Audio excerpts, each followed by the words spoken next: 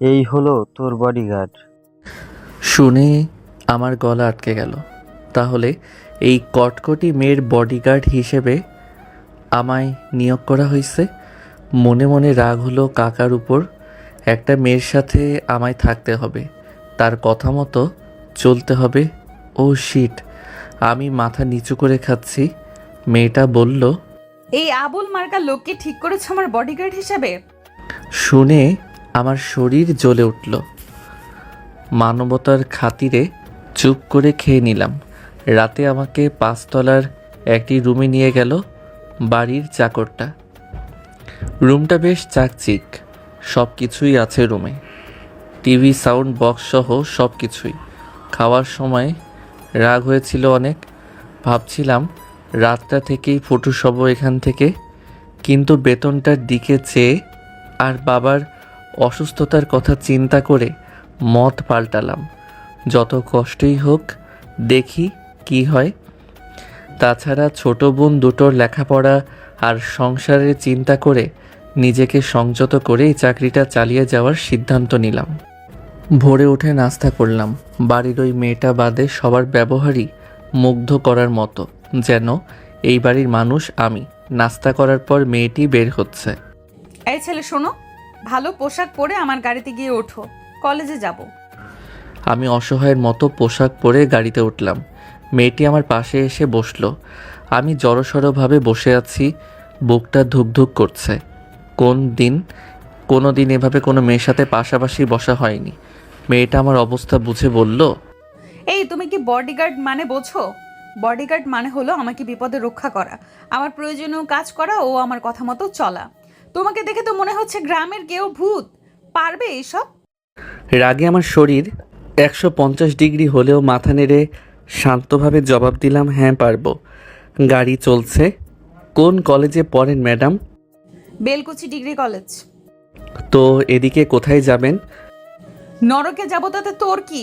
চুপ করে বসে থাকবে, একটা কথা বলবি না, ওকে? আমি যেন আকাশ থেকে ছিটকে মাটিতে পড়লাম।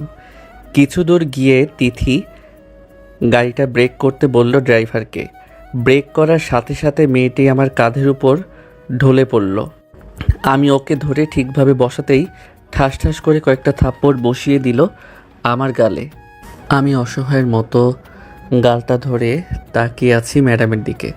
ওনার চোখ দুটোই লাল টকটকে, মনে হচ্ছে কোনো পিচাস কটমট করছে রাগে। নিজেকে আজ খুব বেশি ঘৃণা হচ্ছে। এই প্রথম কোনো মেয়ে আমাকে মেরেছে, তাও আবার আমি চুপ করে আছি। হঠাৎ অনুভব করলাম গাল বেয়ে রক্ত গড়িয়ে পড়ছে। হ্যাঁ, ঠোঁট কেটে রক্ত বেরোচ্ছে। গাড়ি বেলকুচির রাস্তায় না গিয়ে কামার খন্দের দিকে যাচ্ছে। আমি এখনও ধান্দা লেগে আছি, এখনও মাথায় খেলছে না কি হলো আর কি করব। গাড়ির ড্রাইভারকে হঠাৎ গাড়ি থামাতে বলল, ম্যাডাম আমি মাথা নিচু করে বসে আছি, এটা জামতল স্টেশন, এখানেই গাড়ি থামিয়েছে। এমন সময় অনুভব করলাম কেউ আমার হাত ধরে টানছে। তিথি ম্যাডামই টানছে। আমার ঠোঁটে ও গালে রক্ত দেখে ব্যাগ থেকে একটু টিস্যু বের করে নিজ হাতে মুছে দিল। তারপর হাতটা ধরে সোজা স্টেশনের পাশেই একটা ডাক্তারের চেম্বারে ঢুকলো।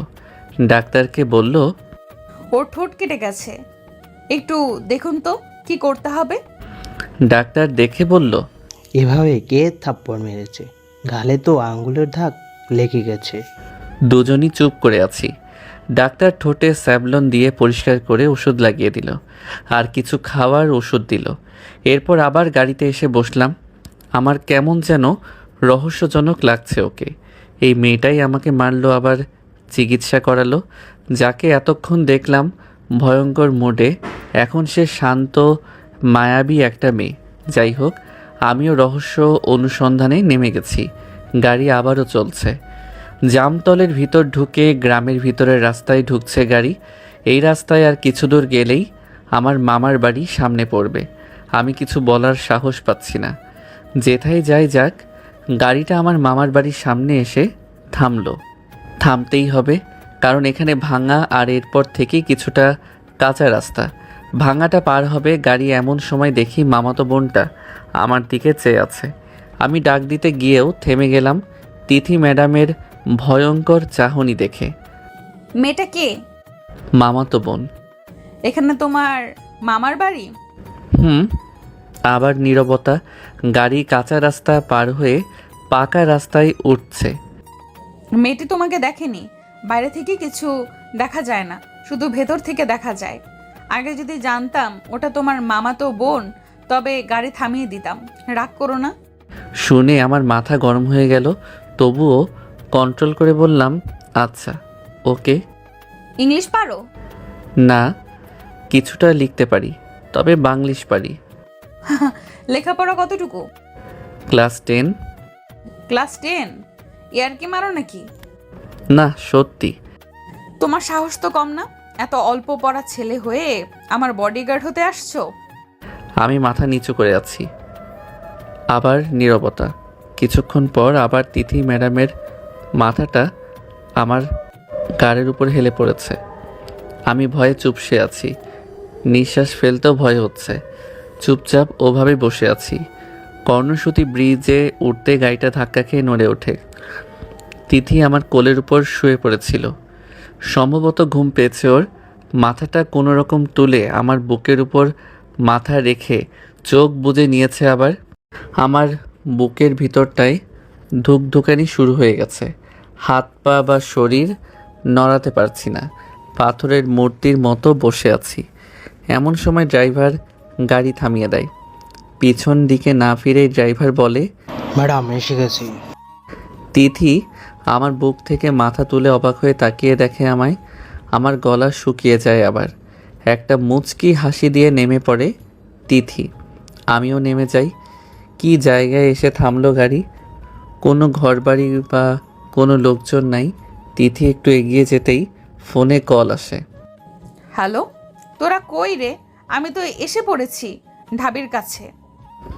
ওখান থেকে সম্ভবত বলল 2-3 মিনিটের মধ্যে আমরাও আসছি। কিছু দূর হাঁটতেই একটা ঘন বন, সেখানে একটা ফুলের বাগান, পাশে একটা উঁচু ঢিবি। সেখানে গিয়ে বসে পড়ল তিথি ম্যাডাম। আমি ওর পাশেই দাঁড়িয়ে। এই বসো এখানে।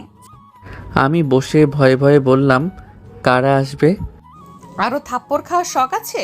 চুপচাপ আমার সাথে থাকবে। আমার ডিউটি তুমি পালন করবে। আমার কোনো কাজে নাক গলাবে না। আমি আবার চুপ হয়ে মাথা নিচু করে বসে আছি।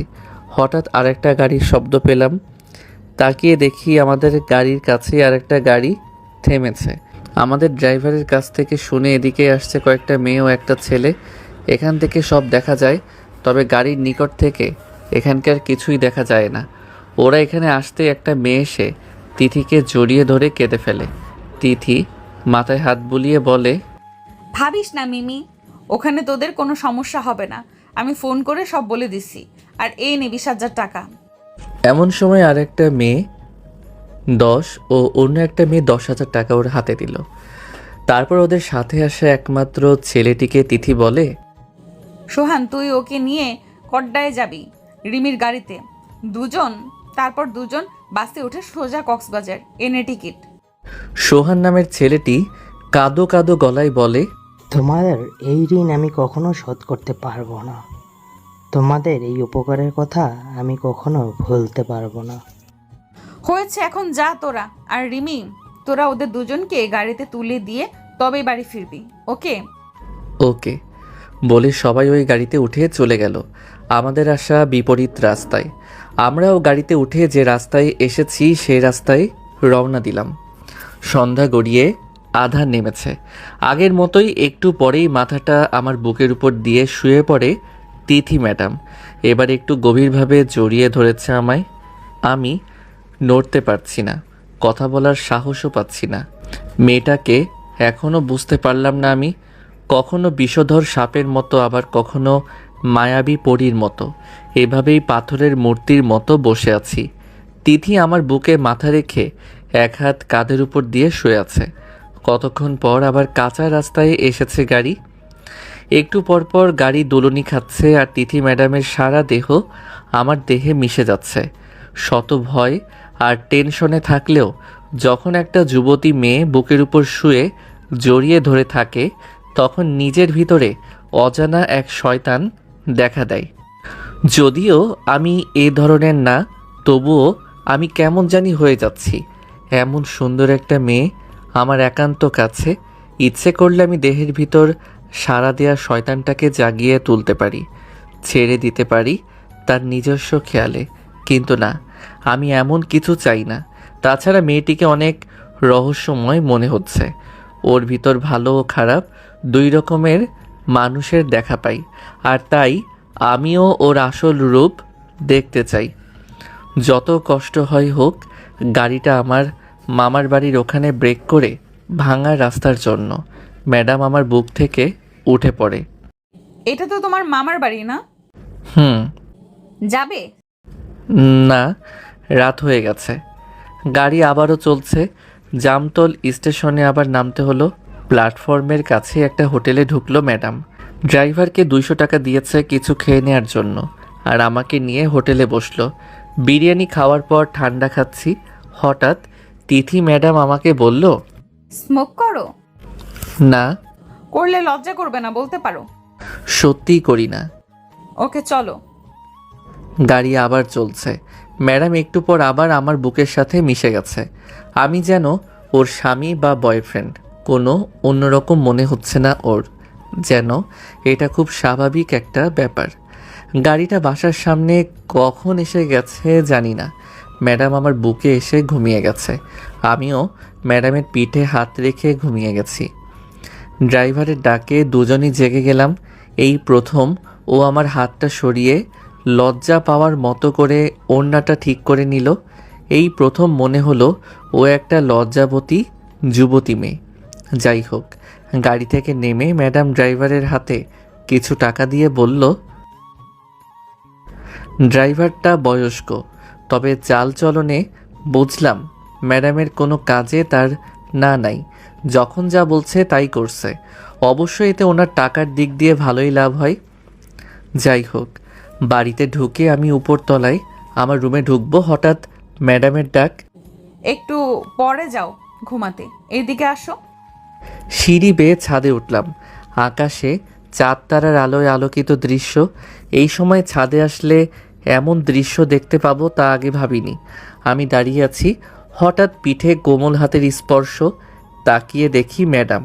আমি নিজের চোখকে বিশ্বাস করতে পারছি না। ম্যাডামের চোখ বেয়ে ঝর্ণার মতো অশ্রু ঝরছে। আমাকে বুকের মাঝে আবার মাথা রেখেছে। গাড়িতে ভেবেছিলাম ঘুমের ঘোরে হয়তো আমায় জড়িয়ে ধরেছে, কিন্তু এখন বুঝলাম ইচ্ছে করে এমনটা করেছে। যাই হোক, রহস্যের দৃশ্য সামনে আসতেই থাকছে। তিথি ম্যাডাম এখন আমায় জড়িয়ে ধরে ঢুকরে ঢুকরে কাঁদছে। পরিস্থিতির সামাল দিতে আমি ওর মাথায় হাত বুলিয়ে শান্ত গলায় বললাম, কাঁদবেন না ম্যাডাম, বলুন কি হয়েছে। একটু পর শান্ত হয়ে আমাকে ছেড়ে দিয়েছে। ড্রাইভার গাড়ি নিয়ে ফিরেছে। ছাদ থেকেই দেখলাম। আমাকে নিচে গিয়ে বোতল দুটো আনতে বলল। নিচে নেমে বোতল হাতে নিয়েই আমি অবাক, এটা হুইস্কি বোতল। আমি ছাদে এসে বোতল হাতে দিতেই ম্যাডাম আমার হাত ধরে তার রুমে নিয়ে গেল। এই প্রথম আমি ম্যাডামের রুমে ঢুকলাম। রুমে ঢুকেই আমি অবাক, এটা মানুষের ঘর নাকি স্বপ্নপুরীর পরীদের ঘর। ঘরের মধ্যে দামি দামি আসবাবপত্র সাজানো, এমন কোনো জিনিস দেখিনি যে সেটা নাই এই ঘরে। আমি ঘরে ঢুকে সোফায় বসলাম। ড্রিঙ্ক করো? করি না, তবে করতে পারি। তার মানে ইচ্ছা হয়? হুম, 2-1 দিন বন্ধুদের সাথে খেয়েছি, ভালোই লাগে। এখনও ম্যাডাম আমার দিকে চেয়ে হাসছে। এই প্রথম তিথি ম্যাডামকে মন খুলে হাসতে দেখছি।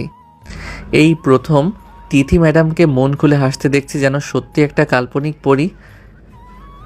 2টো গ্লাসে ঢেলেছে মদ, সাথে একটু পানি মিশালো।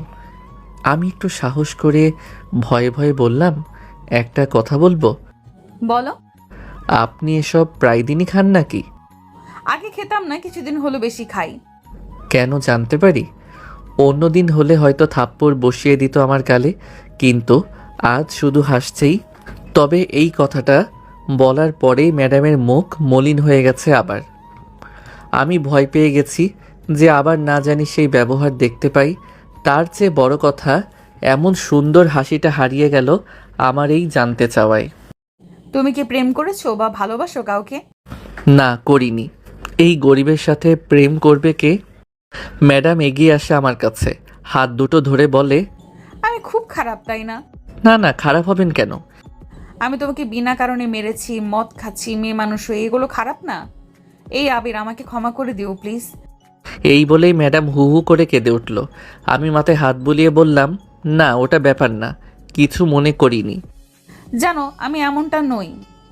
ছোট থেকে বাবার আদর্শে বড় হয়েছি, কখনো কারোর ওপর জুলুম অত্যাচার করিনি। আজই প্রথম কারো গায়ে হাত তুলেছি, সেটা হলে তুমি। আজ না আমার খুব কষ্ট হচ্ছে, জানো। আজ আমি সবচেয়ে প্রিয় জিনিসটা হারিয়ে ফেললাম, আর এই জন্যই তোমার উপর মেজাজ খারাপ করে এমনটা করেছি। আজ কোনো কথা কোনো কিছুই ভালো লাগছে না।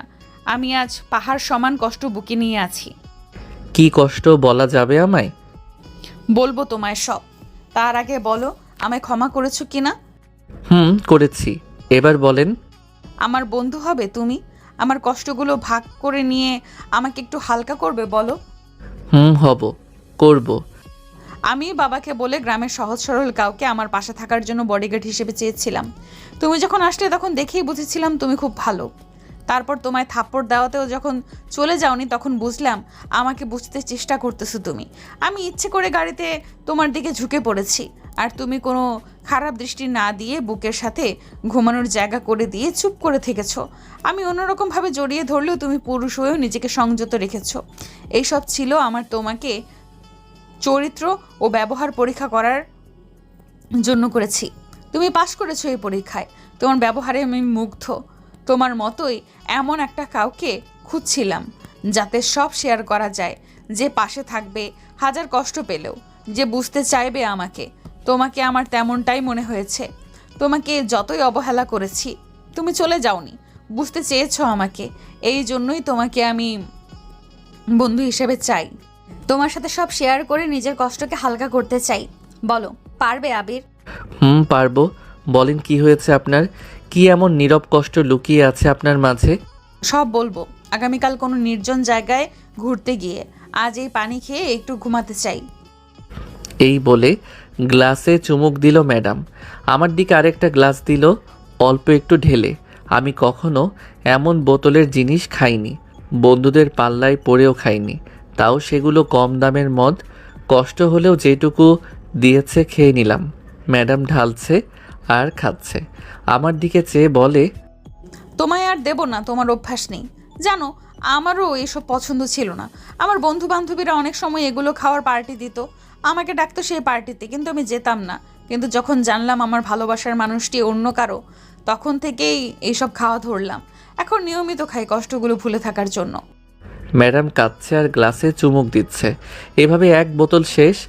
মনের অজান্তে আমার চোখ বেয়ে জল গড়িয়ে পড়ছে। ওর কথাগুলো স্বাভাবিক নয়, যেন ভিতরের চাপা কষ্টের কথাগুলো অনেক কষ্টে বলছে আমায়। আমি উঠে গ্লাস আর বোতল কেড়ে নেই। আর খাবেন না, অনেক হয়েছে। এই বলে বোতলটা ফ্রিজে রেখে এলাম। এই আবির, রাখলে কেন? দাও না, আর একটু খাবো। এই বলে উঠে দাঁড়াতেই ধরাম করে পড়ে গেল ম্যাডাম। আমি এগিয়ে গিয়ে টেনে তুললাম। বেশি খেয়ে ফেলেছে, এত হয়তো খাইনি কখনো। নেশায় মাতাল হয়ে ঠিক থাকতে পারছে না। আমি টেনে তোলার পর আমার শরীরে লেপ্টে গেছে ম্যাডাম। ও যেন একা দাঁড়াতে পারছে না। আমি ওকে ওভাবেই নিয়ে খাটে শুয়ে দেই, কিন্তু ম্যাডাম আমায় ছাড়ছে না। প্লিজ আবির, যেও না। আমার কেমন যেন লাগছে, মাথা ও শরীর ঘুরছে। আমাকে একটু জড়িয়ে ধরো প্লিজ। হ্যাঁ সত্যি, ও কেমন জানি করছে। ওকে ছাড়েন, আমি দরজাটা আটকে আসি। দরজা আটকে আমি খাটে উঠে ওর মাথায় হাত বুলাই। ও আমায় টেনে ওর পাশে শোয়ায়। আমি একটা মেয়ের কষ্টের সাথী হতে, তার বিপদে পাশে থাকতে ভুলেই গিয়েছি আমি পুরুষ। ম্যাডাম যখন তার বুকের সাথে আমায় জড়িয়ে ধরল, আমার মনে মনে বলছি, আমি কি করব এখন? আমি অনুভব করছি তিথি ম্যাডাম কন্ট্রোল রাখতে পারছে না নিজেকে, ওর শরীরটা কাঁপছে। আমি ওকে বুকের মধ্যে নিয়েছি। কোনো লোভ লালসা নেই দেহে মনে, শুধু মেয়েটার কথা ভেবেই এইভাবে শুয়ে আছি। এইভাবে অনেকক্ষণ যাওয়ার পর ধীরে ধীরে চোখ বুজে ঘুমিয়ে যায় ম্যাডাম। মধ্যরাতে ঘুম ভেঙে যায় আমার। চেয়ে দেখি এখনও ম্যাডাম জড়িয়ে ধরে রয়েছে আমাকে তার বুকের মাঝে, যেন কত আপন আমি, কত জনমের আত্মার আত্মীয়। মায়াবী মুখটা আমায় কাছে টানছে। ভিতরের পুরুষ নামক শয়তানটা জাগ্রত হচ্ছে। এই প্রথম আমার ইচ্ছে হচ্ছে ওকে আদর করি, ওর শরীরে মিশিয়ে দেই আমার শরীর। পরক্ষণেই আবার মনে হয়, কি ভাবছি আমি? একটা মেয়ে কত বিশ্বাস করে আমায় তার কাছে রেখেছে, একটু নিজেকে সামাল দিতে আমার বুকে ঠাঁই নিয়েছে, আর আমি তার এই সরলতার সুযোগ নেব, তার এই সুন্দর নিষ্পাপ মনে লাগিয়ে দেব কলঙ্কের দাগ। ছি ছি, কি ভাবছি আমি? ও থাকুক আমার বুকের মাঝে, আমার কষ্ট হয় হোক, নিচ থেকে ওকে ধরবে না। ভোর হয়ে গেছে, ম্যাডামের ডাকে ঘুম ভেঙে গেছে। এই ওঠো, তোমার রুমে যাও তাড়াতাড়ি, উপরে কেউ এসে পড়বে। আমি তাড়াহুড়ো করে নিজের রুমে যাই, একটু পরে বাথরুমে যাই, ফ্রেশ হয়ে খাওয়া দাওয়া করলাম, রুমে শুয়ে আছি। হঠাৎ ম্যাডাম এসে হাত ধরে টেনে বলে, ওঠো তো, আজ ক্লোজ ডোরে যাব, চলো। সিরাজগঞ্জ বড়পোলের উপর দিয়ে গাড়ি চলে গেল ক্লোজারে। দুজন একটা পাথরের ঢিবিতে বসে আছি, দুজনই নীরব। হঠাৎ হাতে হাতে স্পর্শ পেলাম, দেখি ম্যাডাম কাঁদছে। জানো, যাদের টাকা দিয়ে কক্সবাজার পাঠালাম ওরা কারা? ওরা দুজন আমার বন্ধু। যার সাথে ওরা গিয়েছিল ওরাও আমার বন্ধু। সবাই একসাথে চলতাম, বেড়াতাম। এইভাবে চলতে চলতে সোহান আমার মনের মধ্যে চলে আসে। ওকে যত দেখি ততই পাগল হয়ে যাই। এক সময় মনে হয় ওকে ছাড়া আমি বাঁচবো না। আমি অনেকবার ওকে ভালোবাসার কথা বলতে গিয়েও বলতে পারিনি। ভেবেছিলাম এক সময় বলবো, কিন্তু একদিন ওকে বলতে গিয়ে আমার জীবনের সবচেয়ে কষ্টের দৃশ্যটা দেখেছিলাম। সেদিন ছিল ভালোবাসা দিবস। আমি আগে থেকেই ঠিক করেছিলাম ভালোবাসা দিবসেই ওকে মনের কথা জানাবো।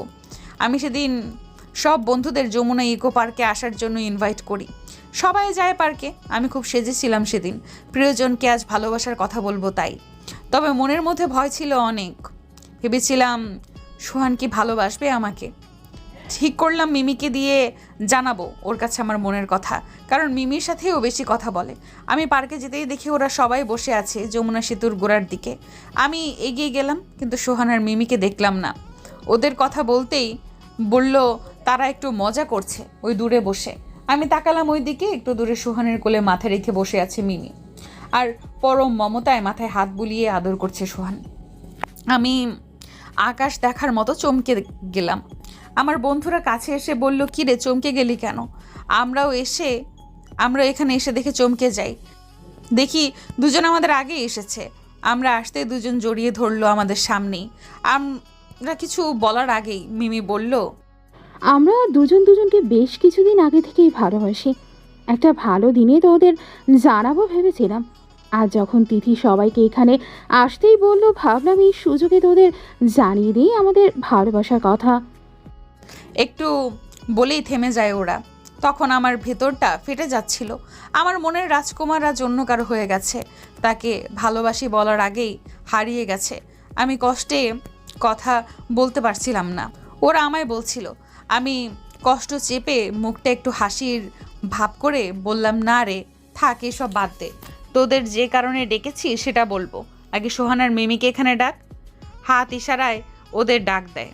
ওরা আসার পর আমার কথা শুনতে চায়, কিন্তু আমার সব কথা যে হারিয়ে গেছে, কি বলবো ওদের। তবুও মনের মধ্যে কষ্টগুলো চেপে সোহান আর মিমির দিকে চোখ নিয়ে বললাম, তোরা তো বেশ কিছুদিন ধরে প্রেম খেলছিস। এটা আমি আগেই বুঝতে পেরেছিলাম। তাই আজ সবাইকে একসাথে করেছি যে তোরা এই প্রেম কতদিন চালাবি, আর বিয়েটা কবে হবে তোদের। সোহান আমার দিকে চেয়ে বলল, তোদের এই ঋণ কোনোদিন শোধ করতে পারবো না। তোদের এই উপকারের কথা কোনোদিন ভুলতে পারবো না। কবেই তো করতাম বিয়ে, কিন্তু মিমের বাবা আমার সাথে বিয়ে দিবে না। জানিস তো ওর বাবা কত বড়লোক মানুষ। জানিয়েছিল মিমি ওর বাবাকে, কিন্তু রাজি হয়নি। ভেবেছি দুজন পালিয়ে বিয়ে করে দূরে কোথাও থাকবো, একসময় ঠিকই মেনে নেবে সবাই। কিন্তু আমার কাছে টাকা পয়সা নেই, আর ওকে নিয়ে যাব কোথায়? সোহান এই কথাগুলো বলতে গিয়ে কেঁদে ফেলেছে। আমি ওর মাথায় টোকা মেরে বলি, এই পাগল কাঁদছিস কেন? এর জন্যই তো তোদের ডাকছি। 7 দিন পর তোরা দুজন বের হবি, সোজা চলে যাবি কর্ণসূতি, ওই ফাঁকা জায়গায়। সেখানে আমরা আড্ডা দিতাম। আমি টাকার ব্যবস্থা করে রাখবো, আর তোরা যাবি কক্সেস বাজার আমার মামার বাসায়। সব বলে ঠিক করে রাখবো, কোনো সমস্যা হবে না। এই কথাতে সবাই সায় দিল তখন, এবং অন্য বন্ধুরাও কিছু কিছু করে টাকা দিতে চাইলো। তারপর গতকাল দেখলেই তো, ওদের পাঠিয়ে দিলাম। এইটুকু একটা না বলেই ম্যাডাম ফুপিয়ে কাচ্ছে, কথা বলতে পারছে না, শ্বাসটা যেন বন্ধ হয়ে যাচ্ছে ওনার। আমি জড়িয়ে ধরেছি তিথি ম্যাডামকে, কিন্তু হঠাৎ ম্যাডাম হাত পা ছড়িয়ে চোখ বুজে ফেলে। আমি তাড়াতাড়ি ওকে গাড়িতে তুলে নিয়ে যাই হাসপাতালে নেওয়ার পর ম্যাডামের মা বাবাকে ফোন করে জানাই আমি। ওর বাবা মা দ্রুত আসে। ততক্ষণে ডাক্তার বের হয়ে আসে, আমার সামনে এসে বলে, রোগী আপনার কি হয়? আমি ম্যাডামের মা বাবাকে দেখিয়ে বললাম ওনাদের মেয়ে। ডাক্তার আমাকে একটু আড়ালে নিয়ে বলে, রোগীর দেহের ভিতরে অবস্থা তেমন ভালো না, যত তাড়াতাড়ি সম্ভব ওনাকে ঢাকা নিয়ে যান, ওনার কিডনিতে সমস্যা। এরপর তিথি ম্যাডামকে নিয়ে বাসায় যাই। 2-3 দিন এভাবে যাই। আমি ওর মা বাবাকে ওর অসুখের কথা জানাই। ওর বাবা বলে কালকেই ওকে নিয়ে যাব। ম্যাডাম হয়তো ব্যাপারটা বুঝতে পেরেছে যে তার বড় অসুখ হয়েছে ভিতরে। সেদিন বিকেলে ও আমাকে নিয়ে বের হয় ঘুরতে। গাড়িতে ও আমার কাঁধে মাথা রাখে, যেন আমি তার কত আপন। একটু পর মাথাটা তুলে তিথি ম্যাডাম বলে, আমার খুব বাজেভাবে অসুখ হয়েছে, তাই না? না তেমন কিছু না, ঠিক হয়ে যাবে। কালকে এনায়েতপুর নিয়ে যাবে আপনাকে। না, আমি জানি আমার ভেতরের বড় সমস্যা হয়েছে। জানো, আমার না খুব ইচ্ছে ছিল আমি কারো হব, সে আমায় পাগলের মতো ভালোবাসবে, আমাকে বুকে জড়িয়ে আদর করবে, এইভাবে তার কাঁধে মাথা রেখে ঘুরবো, তাকে ভালোবাসায় বুকে জড়িয়ে রাখবো বিয়ে করে। কিন্তু তার স্বপ্ন, কিন্তু কারো স্বপ্নই থেকে যায়। তারা বাস্তবে এমন ভালোবাসা পাওয়ার আগেই শেষ হয়ে যায়। আমি তাকিয়ে দেখি ম্যাডামের চোখের কোণা ঝর্ণার মতো জল গড়িয়ে পড়ছে। এই কাঁদছেন কেন? সব ঠিক হয়ে যাবে দেখেন। হবে না, আমি জানি। আমি অনেক ড্রিঙ্ক করেছি এই কয়দিন, শরীরের কোনো যত্ন নেইনি। ওর কথা ভেবে ভেতরের সব শেষ করে দিছি। জানো আবির, আমার বাঁচতে ইচ্ছে করে, তোমার মতো কাউকে পেতে ইচ্ছে করে, যে আমার পাশে থাকবে সব সময়। আমার তো কিছুর অভাব নাই, আমার ভালোবাসাও অনেক ভালো, আমার সুখের জন্য সব করবে, কিন্তু আমিই বাঁচবো না। এই বলে কষ্টের একটা দীর্ঘশ্বাস ছাড়ে ম্যাডাম। আমি একটু ঘুরে ওর মাথাটা বুকের সাথে নিয়ে বলি, আপনার কিচ্ছু হবে না দেখেন, আপনি ভালো হয়ে যাবেন। আবার আপনি নতুন করে বাঁচবেন, নতুন করে স্বপ্ন দেখবেন, ভালোবাসবেন। ম্যাডাম আমায় আরও ঘনিষ্ঠভাবে জড়িয়ে ধরে বলে, হ্যাঁ আবির, আমার আবার নতুন করে বাঁচতে ইচ্ছে করে, ভালোবাসতে ইচ্ছে করে, কিন্তু আমি কি বাঁচবো? আমি কি পাবো তোমার মতো কারো ভালোবাসা? আমি নীরব হয়ে গেছি। কি বলবো তাকে, যেন আমার সব ভাষা হারিয়ে গেছে। ওর মাথায় হাত বোলাই, ওর মুখ দেখে কষ্ট হয়। হ্যাঁ, ও সত্যিই বাঁচতে চায়, ভালোবাসা চায়, কিন্তু বাঁচবে কি, পাবে কি কারো ভালোবাসা? ততক্ষণে গাড়ি ঘুরে ফিরে বাসার গেটে ঢুকেছে। বাসায় এসে তিথি ম্যাডাম তার রুমে গিয়ে বিছানায় গা এলিয়ে দেয়। সন্ধ্যা পেরিয়ে রাত হয়ে যায়, তবুও বিছানা থেকে ওঠে না ম্যাডাম। ওর বাবা মা অনেক ডাকে, তবু ওঠে না। অবশেষে লিটন কাকা আমার রুমে আসে। বাবা যাও তো, তিথিকে একটু তুলে আনো বিছানা থেকে। মেয়েটা কিছু খায়নি আজ, ওষুধও খায়নি। মেয়েটার জন্য আমাদের বুকের ভিতরটা তছনছ হয়ে যাচ্ছে। জীবনে কোনো কিছুর অভাব দিইনি ওকে। যখন যা চেয়েছে তাই দিয়েছি, কিন্তু কিছুদিন হলো ও নীরবে কাঁদে। আমাদের না জানিয়ে কি যেন একটা কষ্ট বুকে চেপে রাখে। এই বলে হু হু করে কেঁদে ওঠে লিটন কাকা। পাশে ওনার স্ত্রীও কাঁদছে, মুখ বুজে। তিথি ম্যাডামের মা বাবা আমার কাছে এসে আমার হাত ধরে বলে, বাবা তুমি পেরেছো এই কয়দিনে ওকে পাল্টে দিতে। তুমি আসার আগে ও ঘর থেকে বেরোতো না, খেতো না। তুমি আসার পর ও পাল্টে গিয়েছিল, কিন্তু ওর অসুখের ব্যাপারটা বুঝতে পেরে আবার কেমন হয়ে গেল। বাবা তুমি ওকে ডাকো, কিছু খাওয়াও। আমি কাকা কাকির দিকে তাকাই। আচ্ছা কাকা, ওর অসুখটা সারানো যাবে না কোনোভাবে? হ্যাঁ যাবে, বড় ডাক্তারকে ওর সব রিপোর্টের কাগজ দেখিয়েছি, তারা আশ্বাস দিয়েছে এটা ভালো হবে, শুধু টাকা লাগবে অনেক। বলো আমার কি টাকার অভাব আছে? আর একমাত্র মেয়ের জন্য সমস্ত ধন সম্পদ আমি শেষ করে দিয়ে হলেও বাঁচাবো। তুমি শুধু ওকে বোঝাও যে ওর কিচ্ছু হবে না। ও হয়তো কাউকে ভালোবাসতো, তাকে হারিয়েছে, কিন্তু ওর বাঁচার ইচ্ছে আছে। তুমি এখানে আসার পর বুঝেছি ও আবার ওর মতো বাঁচতে চাই। ওর সুখের জন্য যদিও তোমাকে বিয়ে করতে চাই, আমি তাতেও খুশি। আমি সব সামলে নিব, সমাজের ঝামেলা। শুধু আমার মেয়েটাকে বাঁচাও প্লিজ। এই বলে লিটন কাকা আমার পা জড়িয়ে ধরে হাউমাউ করে কেঁদে ওঠে। আমি ওনাকে তুলে বুকের সাথে জড়িয়ে বলি কিচ্ছু হবে না ওর। এই কথা বলে আমি চলে যাই তিথির রুমে। দেখি টেবিলে মাথা রেখে বসে আছে। আমি একটা চেয়ার টেনে ওর পাশে বসে মাথায় হাত দিই। ও তাকায়, ওর চোখে জল। আমাকে আবার জড়িয়ে ধরে বুকের সাথে। আমার বাঁচতে ইচ্ছে করে আবির। তুমি এখানে আসার পর, আমার সাথে মেশার পর আমি নতুন সাথী পেয়েছি। আমার বাঁচতে ইচ্ছে করে। চলেন, খাবেন। আপনার কিচ্ছু হবে না আমি থাকতে। ডাক্তার বলেছে আপনার যে অসুখ সেটা ভালো হবে প্রচুর টাকা খরচ করলে। আর আপনার বাবাও আপনার জন্য শুধু টাকা নয়, তার জীবনটাও বাজিয়ে রাখবে। আর আমি তো আছি আপনার পাশে। আপনি যা চান, যেভাবে চান, সব পাবেন। সত্যি আমি বাঁচবো? তোমার কাছে যা চাই পাবো? হ্যাঁ, বাঁচবেন ও পাবেন। এখন চলেন, বাবা মা ওয়েট করছে। সবাই একসাথে খাবো। ম্যাডামকে নিয়ে সবাই একসাথে বসে খেলাম। এরপর ম্যাডামকে ঘরে নিয়ে ওষুধ খাওয়ালাম। তিথি ম্যাডাম আমার দিকে চেয়ে দু চোখের জল ফেলছে। আমি হাত দিয়ে ওনার চোখের জল মুছে দেই। ম্যাডাম এক হাতে আমার হাতটা ধরে বলে, আমি বাঁচবো তো আবির? হ্যাঁ বাঁচবেন, কিছুই হবে না আপনার। জানো আবির, আমি বউ হতে চাই। আমি যদি বেঁচে থাকি আমাকে ছেড়ে চলে যাবে না তো? তুমি খুব ভালো। তোমার সঙ্গ পাবার পর থেকে আমার বাঁচতে ইচ্ছে করে নতুন করে। আমি যদি মরে যাই তবে তুমি আমার পাশে থেকো। আমি মরার সময় তোমায় পাশে চাই। আমি ভালো বন্ধুর বুকে মাথা রেখে মরতে চাই। প্লিজ এইটুকু অনুরোধ রাখবে বলো? এই বলে আমায় জড়িয়ে ধরে হাউমাউ করে কেঁদে ওঠে তিথি ম্যাডাম। আমার বুকের ভিতরটায় তখন ব্যথা অনুভব হয়। এই মেয়েটার প্রতি এত মায়া চলে এলো কেন? কেন মনে হচ্ছে আমার জীবনের বিনিময়ে হলেও এই মেয়েটা বেঁচে থাকুক। আমি ওকে আরেকটু বুকের সাথে চেপে ধরেছি, যেন কলিজার ভিতর লুকিয়ে রাখবো ওকে, কোথাও হারিয়ে যেতে দেব না। ওকে বিছানায় শুইয়ে দেই, ও আমায় ছাড়ে না, জড়িয়ে ধরে আছে, যেন কোথাও যেতে দেবে না আমায়। আমি ম্যাডামের মাথায় হাত বুলাচ্ছি আর বলছি, আপনার কিচ্ছু হবে না। মনের অজান্তে চোখ বেয়ে জল গড়িয়ে পড়ছে আমার। কত আশা দিচ্ছি মেয়েটাকে, পারবো কি ওকে বাঁচাতে? ওভাবে দুজন দুজনার বুকে জড়িয়ে ঘুমিয়ে যাই। পরদিন 10টার মধ্যে রেডি হয়ে রওনা দেই এনায়েতপুর। হাসপাতালে যাওয়ার পর ডাক্তার ওকে পরীক্ষা করে দেখে। তারা জানায় দ্রুত ওর অপারেশন করতে হবে।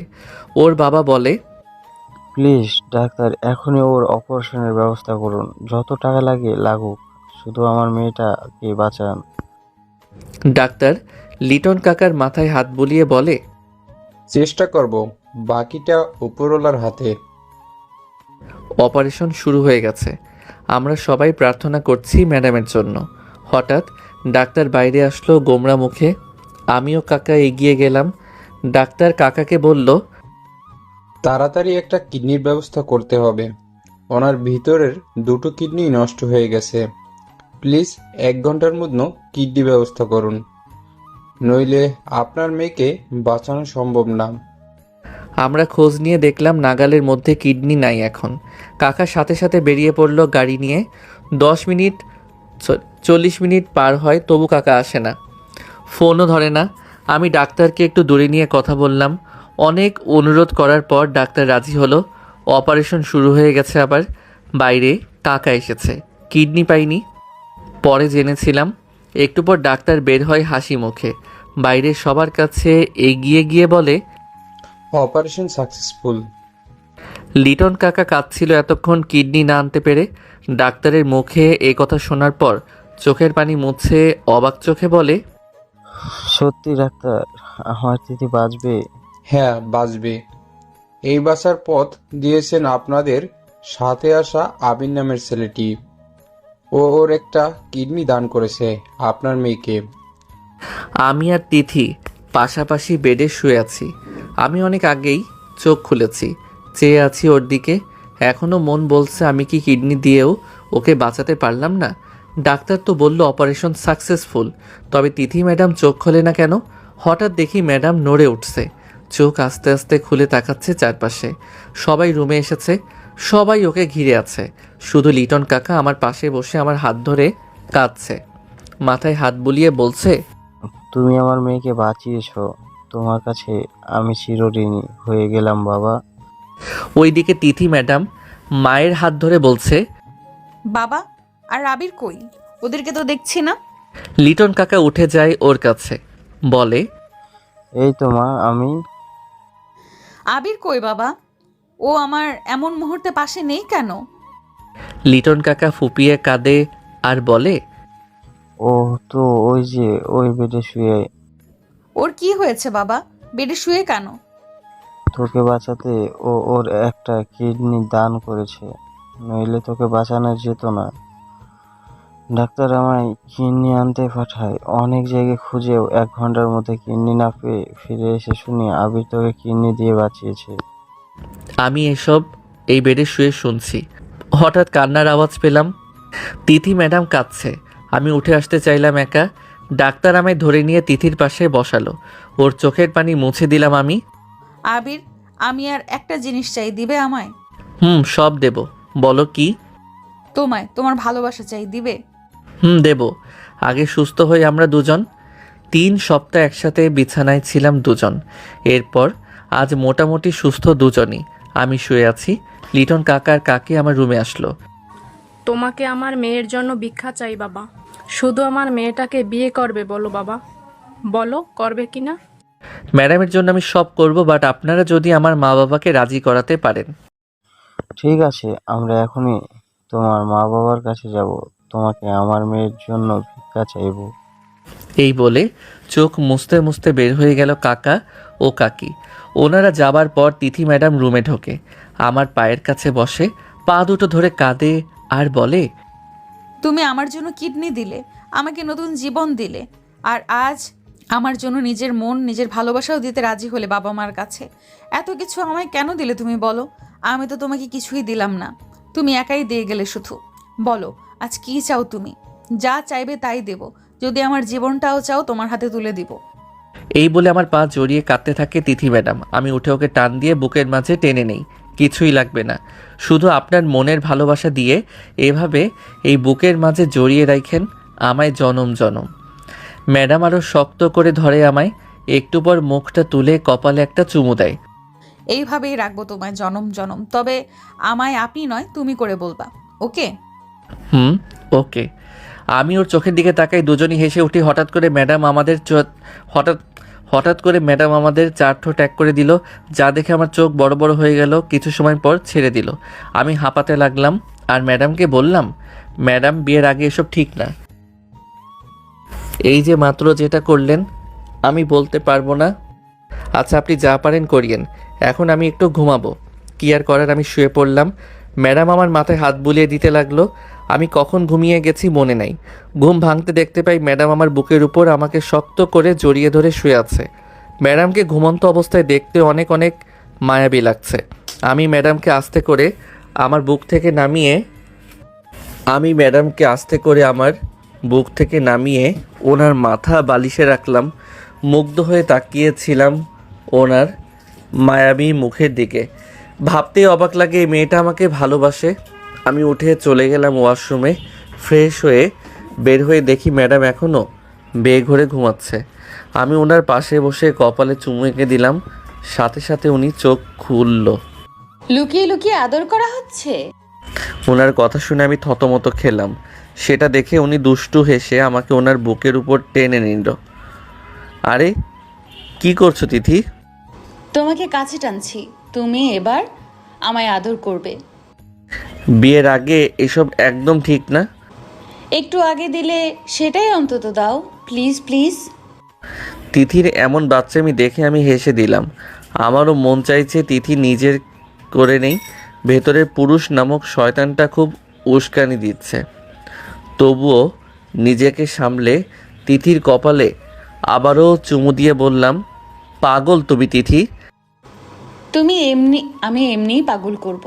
তুমি জানো আমি সারা জীবন এমন একজনকে চেয়েছি যে আমায় খুব ভালোবাসবে, হুটহাট জড়িয়ে ধরে বলবে ভালোবাসি, দিন শেষে যার বুকে আমি শান্তিতে ঘুমিয়ে থাকবো, মাঝে মধ্যে লাল গোলাপ নিয়ে এসে বলবে ভালোবাসি। যে মানুষটাকে ঘিরেই আমি বাঁচবো, আর আমার সে মানুষটা তুমি। আমি তোমায় লাল গোলাপ দেইনি তিথি। দাওনি তো কি হয়েছে, বিয়ের পর দেবে, হুটহাট জড়িয়ে ধরবে। বিয়েটা হোক, তোমার সব ইচ্ছা পূরণ করব তিথি। বাবা 2-3 দিনের মধ্যে বিয়ের প্রস্তাব নিয়ে যাবে তোমাদের বাড়িতে, তারপর আমি তোমার বউ হব আবির, তোমার বউ হব। আমি শুধু তাকিয়ে থাকলাম ম্যাডামের মুখের দিকে। আনন্দ যেন উপচে পড়ছে ওনার চোখে মুখে। আঙ্কেল আন্টি বাসায় ফিরেছে, জরুরি কাজ থাকায় আমাদের বাসায় যেতে পারেনি, তাই 2 দিন পর যাবে। তিথি ম্যাডাম বলল বিকালে ঘুরতে যাবে। ম্যাডাম একটা লাল রঙের পাকিস্তানি 3 পিস পরে নিচে নেমে এলো। ড্রেসটায় ম্যাডামকে একটু বেশি সুন্দর লাগছে যে আমি মুগ্ধ হয়ে তাকিয়ে আছি। হঠাৎ ম্যাডাম বলল, এইভাবে তাকিয়ে কি দেখছো? আবির সাথে সাথে চোখ নামিয়ে নিল। মুচকি হাসলো তিথি। আবিরের হাত ধরে গাড়িতে উঠে বসলো। আবির একদম চুপচাপ হয়ে আছে আর তিথি বক বক করে যাচ্ছে। কি হলো তোমার আবির? তখন থেকে আমি কথা বলেই যাচ্ছি আর তুমি চুপচাপ হয়ে আছো, কোনো সমস্যা? না তেমন কিছু না, তবে একটা কথা বলবো। 100টা বলো। বলে আবিরের বুকে মাথা এলিয়ে দিল। আবির ওর মাথায় হাত বুলিয়ে দিতে দিতে বলল, আমার মনটা খুব খচখচ করছে তিথি। বারবার শুধু মনে হচ্ছে তোমার সাথে আমার যায় না। কোথায় তুমি আর কোথায় আমি? তুমি শিক্ষিত সুন্দরী, ধনীর দুলালি, আর আমি মাত্র ক্লাস 10 পর্যন্ত পড়েছি। দেখতেও এতটা সুন্দর নই, তার উপর গরিব পরিবারের সন্তান। আমার কোনো যোগ্যতা নেই তোমার পাশে দাঁড়ানোর। সেই তুমি আমার বউ হবে ভাবতেই নিজেকে কেমন ছোট লাগছে। আবিরের কথা শুনে তিথির চোখ থেকে টুপটাপ জল গড়িয়ে পড়ল। তিথির চোখ তুলে তাকাই আবিরের দিকে। আবিরের সংকোচ ভরা মুখটা দেখে তিথি মৃদু স্বরে প্রশ্ন করল, তুমি আমায় ভালোবাসো আবির? হ্যাঁ ভালোবাসি, কিন্তু আর কিন্তু কেন আসছে? আমি মেয়েটা বড্ড ভালোবাসার পাগল আবির, আমি শুধু ভালোবাসা চাই। তাছাড়া তুমি আমাকে নতুন জীবন দিয়েছো, আমার জীবনটা যার দেওয়া তার যোগ্যতার প্রয়োজন আসে কোথা থেকে? আমি তোমার জন্যই বেঁচে আছি, নতুন করে স্বপ্ন দেখছি আর ভালোবাসায় ফিরে পেয়েছি।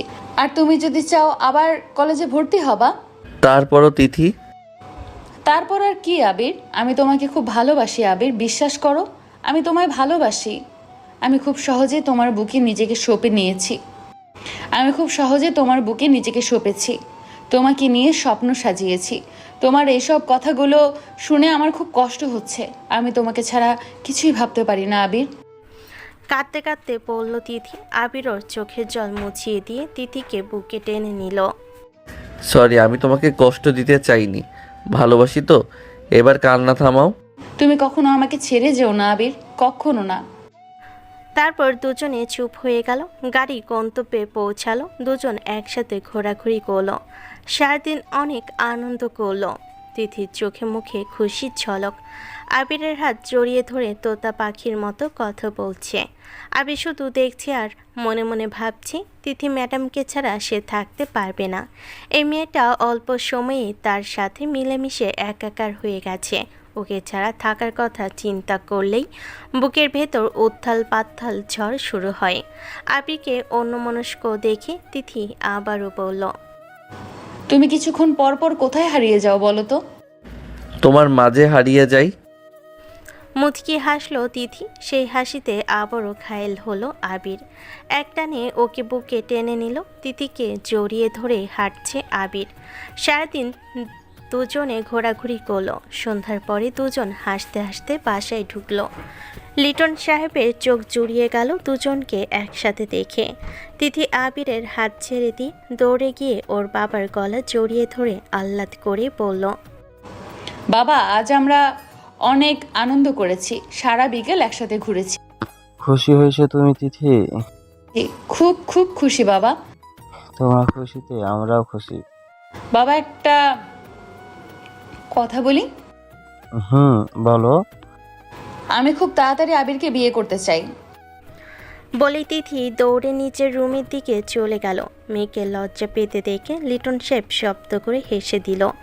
আবিরকে ডেকে তিনি পাশে বসালেন। ওর দুহাত নিজের হাতের মুঠোয় নিয়ে বলল, তোমাকে অনেক ধন্যবাদ বাবা আমার মেয়েটাকে এত ভালোবাসার জন্য।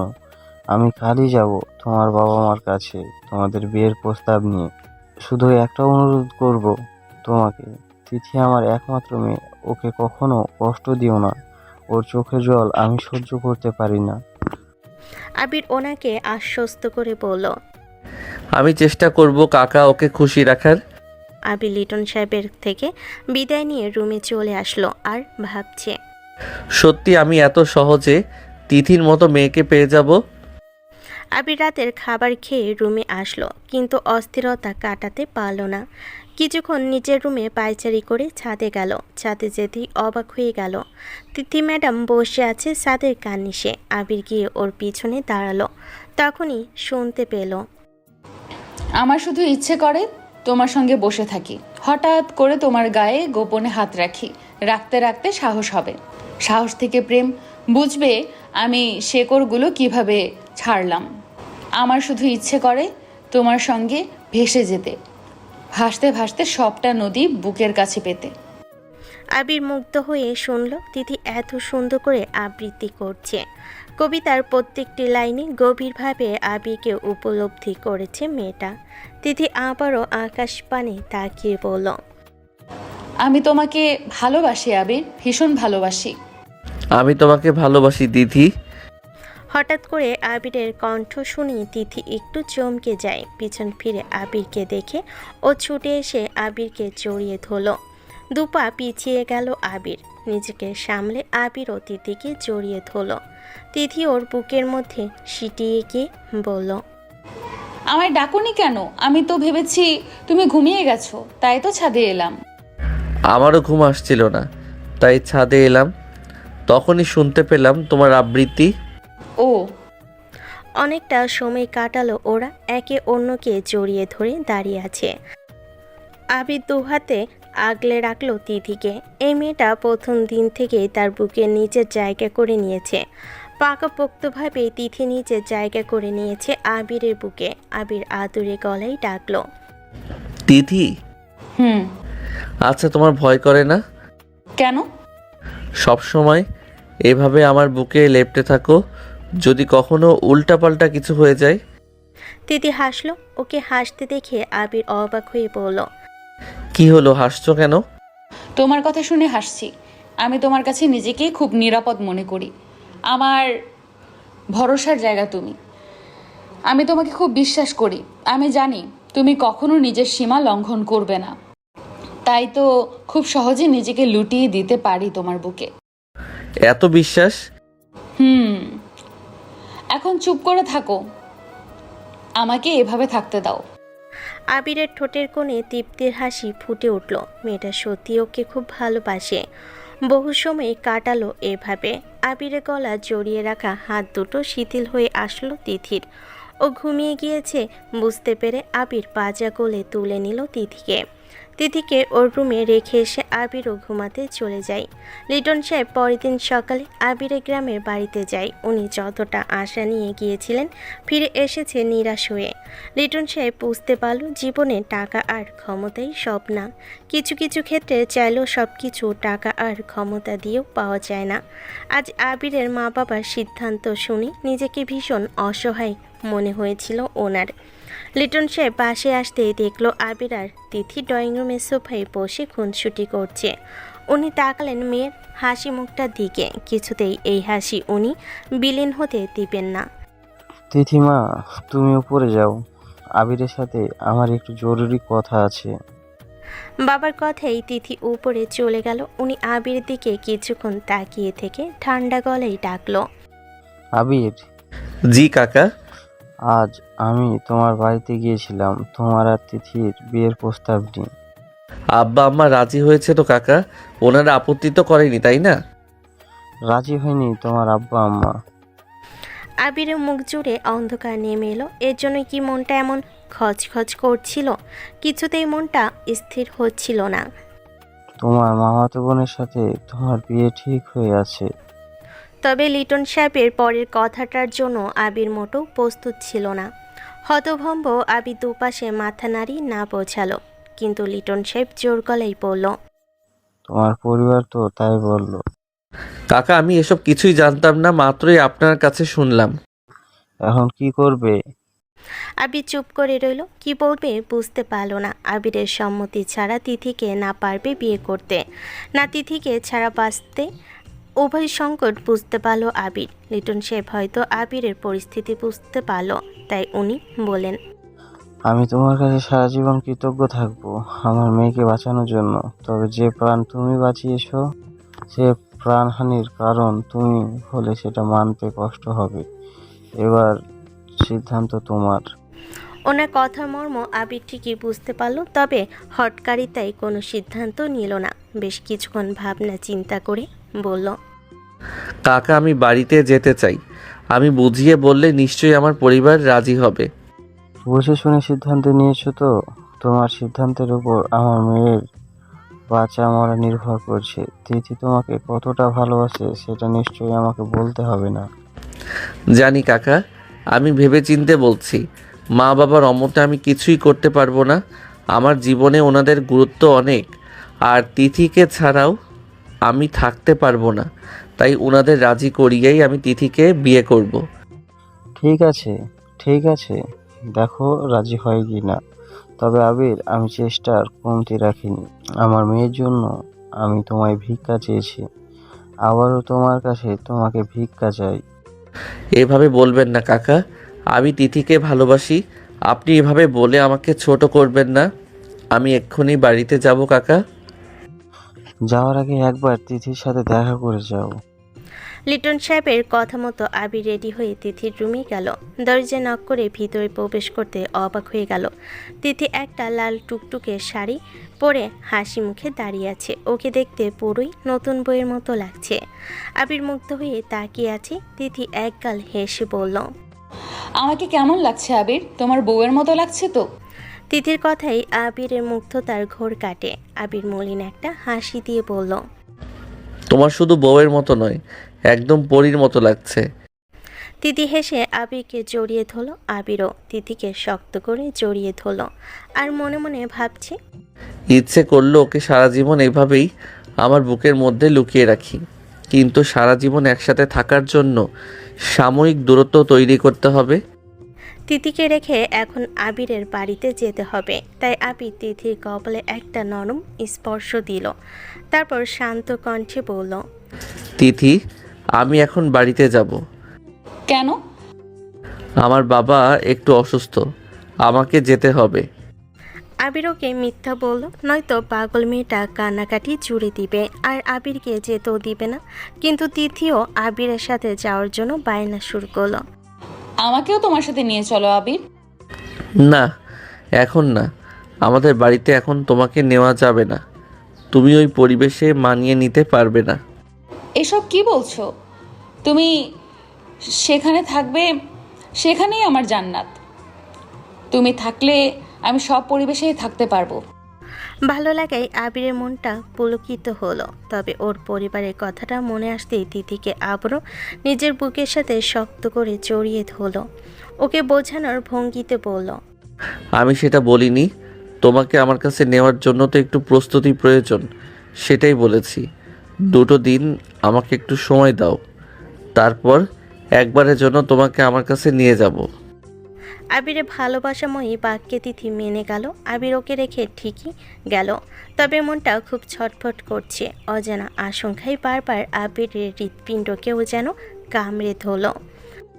তুই ভাবলি কি করে ওই বড় লোক বাবার আদরে দুলালিকে আমাদের বাড়ির বউ করে আনবো? ওই মেয়ে এই বাড়িতে এসে করবে সংসার? পারবে শ্বশুর শাশুড়ি সেবা করতে? আমরা কখনো ওই মেয়েকে তোর বউ হিসেবে মানব না। আবির তাকিয়ে রইল তার মা বাবার দিকে। এত বোঝানো পরও এসব বলছে। এই নিয়ে কয়েক দফা কথা কাটাকাটি হয়েছে মা বাবার সাথে। আবিরও এবার বলল, আমি বিয়ে করলে তিথিকে করব, তাও তোমাদের সম্মতিতে। তোর ওই আশা কখনো পূরণ হবে না। তাছাড়া তোর বিয়ে নিঝুমের সাথে ঠিক করে রেখেছি আমরা। আমি নিঝুমকে কখনো নিজের বোন ছাড়া অন্য নজরে দেখিনি। বিয়ে করা অসম্ভব। সম্ভব, তাও কালই তোদের বিয়ে হবে। আবি যেন আকাশ থেকে পড়ল। কাল বিয়ে মানে কি? ও জেদি গলায় পড়ল। আমি তিথিকে ভালোবাসি। নিকুচি করি তোর ভালোবাসার। বলে আবিরের মা ওকে ঘরে আটকে রেখে গেল। আবির যেন অথই জলে পড়ে গেল। এমনিতেই বুকটা পুড়ছে আবিরের তিথির জন্য। মেয়েটা ওকে ছাড়া বড্ড পাগলামি করছে। সকালে কল দিয়ে কান্নাকাটি জুড়িয়ে দিয়েছে। কোনো রকমে যদি আবিরের বিয়ে কথাটা শুনি তবে কি অবস্থা হবে সেটা ভেবে আবিরের হাত পা ঠান্ডা হয়ে যাচ্ছে। তিথি আর টিকতে পারল না আবিরকে ছাড়া। বাবার আদরে দুলালি আবদার করলো বাবার কাছে। মেয়ের মুখের দিকে তাকিয়ে না করলো না লিটন সাহেব। তিথিকে নিয়ে উনি রওনা দিল আবিরের বাড়িতে। তিথিরা যখন পৌঁছালো তখনই ছোট্ট করে বিয়ের আয়োজন চলছে আবিরের বাড়িতে। কি হচ্ছে এখানে বাবা? জানি না মা, চলো ভিতরে গিয়ে দেখি। ভেতরে কি হচ্ছে সেটা বুঝতে পেরে তিথির পায়ের তলা থেকে মাটি কেঁপে উঠল। আবিরের পাশে কেউ বসে আছে আবিরের মামাতো বোন। ওকে তিথি দেখেছে একবার। তিথি বাকরুদ্ধ হয়ে তাকিয়ে আছে। লিটন সাহেব চেঁচিয়ে উঠল। এসব কি হচ্ছে আবির? তুমি আমাকে বলেছিলে নিজের মা বাবা মানবে যাতে তারা তিথিকে মেনে নেয়, সেটা না করে তুমি বিয়ে করছো। লিটন সাহেবের কথাই উপস্থিত সবাই ওনাদের দিকে তাকায়। আবির এতক্ষণে খেয়াল করলো তিথিকে। মেয়েটা দু চোখ পেয়ে অশ্রুকণা ঢল নেমেছে। আবিরের হৃদয়টা যেন কেউ থেতলে দিয়েছে। ও শুধু তিথির দিকে তাকিয়েছিল। আবিরের মা বাবা তেড়ে ফুঁড়ে এলো লিটন সাহেবের দিকে। আপনি আমাদের বাড়িতে কেন এসেছেন? এক্ষুনি বেরিয়ে যান। আমাদের ছেলের বিয়ে ভাঙতে বাগড়া দিতে এসেছেন মেয়েকে নিয়ে? ভালোই ভালোই চলে যান, নয়তো গ্রামের লোক ডেকে এক করবো আমরা।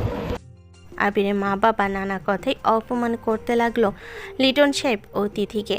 এসবের মাঝেই তিথি হুশজ্ঞান হারিয়ে শুধু আবিরকে দেখতে লাগলো। হঠাৎ আবিরের মায়ের ধাক্কায় তিথি ওর দিক থেকে চোখ সরিয়ে নিল। নির্লজ্জ মেয়ে, এখান থেকে এক্ষুনি বেরিয়ে যাও। তিথি পড়ে যেতে নিলে লিটন সাহেব মেয়েকে চাপটে জড়িয়ে ধরলো। চিৎকার দিয়ে উঠল আবির। তিথি। আবির ছুটে এলো তিথির কাছে। লিটন সাহেবের কাছ থেকে ওকে টেনে নিল নিজের বুকে। কারোর তোয়াক্কা করলো না। ঠিক আছো তুমি? আবির, তুমি বিয়ে করছিলে? ওরা আমাকে জোর করে বসিয়ে রেখেছিল। তিথি কবুল বলিনি, আমি বলতামও না। আবিরের কথা শুনে তিথি ঠুকরে উঠল। আমি তোমাকে ছাড়া মরে যাব আবির। আবিরের মা গজগজ করে পড়ল। মরে যাও তুমি। তোমার মতো নির্লজ্জ মেয়ের মরে যাওয়াই উচিত। এতে আমার ছেলেটা বেঁচে যাবে। আবির মলিন হেসে ওর মায়ের কথার উত্তর দিল। বাঁচলে বাঁচবো একসাথে, আর মরলে মরবো দুজনে একসাথে। যে কোনো কিছুর বিনিময়ে হলেও আমার তিথিকে লাগবে। তোমরা কি ভেবেছো তিথি ছাড়া আমি অন্য কাউকে বিয়ে করতাম? কখনো না। বিনিময়ে মরে যেতাম, তবুও আমার তিথিকে অন্য কাউকে কবুল করতাম না। বিয়ে করে বাসর ঘরে নয়, উল্টো কবরে যেত আমার লাশ। না আবির, এমন কথা বলো না। তোমাকে ছাড়া আমি কি করে বাঁচতাম? তিথি খাচ্ছে আবিরকে জড়িয়ে। আবির কথায় ওর মা বাবা হতভম্ব হয়ে যায়।